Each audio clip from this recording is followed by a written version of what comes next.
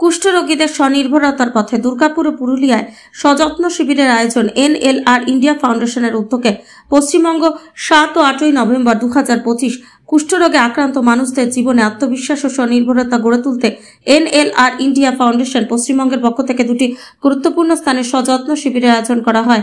দুদিনের শিবির অনুষ্ঠিত হয় দুর্গাপুরের নবদিগন্ত কুষ্ঠরোগ কলোনি এবং পুরুলিয়ার যমুনা বন্ধ কুষ্ঠরোগ কলোনিতে। এই শিবিরে মূলত আলসার আক্রান্ত রোগীদের আলসার ব্যবস্থাপনা ও আক্রান্ত শরীরের অংশের যত্ন নেওয়ার প্রশিক্ষণ দেওয়া হয়। মোট 31 জন রোগী এই প্রশিক্ষণ গ্রহণ করেন।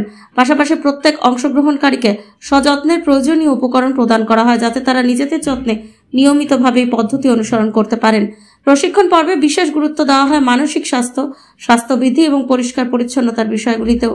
রোগীদের মানসিক দৃঢ়তা বাড়ানোর পাশাপাশি তাদের সমাজে পুনর্স্থাপনের দিকেও জোর দেওয়া হয়। অনুষ্ঠানে উপস্থিত ছিলেন শ্রী বিজয় কুমার ঘোষ সহ NLR ইন্ডিয়া ফাউন্ডেশনের অন্যান্য কর্মীরা। তাদের সক্রিয় অংশগ্রহণে শিবিরটি সফলভাবে সম্পন্ন হয়। NLR ইন্ডিয়া ফাউন্ডেশনের এই উদ্যোগ সমাজে কুষ্ঠরোগীদের স্বনির্ভরতা ও মর্যাদার পথে এগিয়ে নেওয়ার এক অনুপ্রেরণাদায়ক উদাহরণ হিসেবে বিবেচিত হচ্ছে। Bureau report.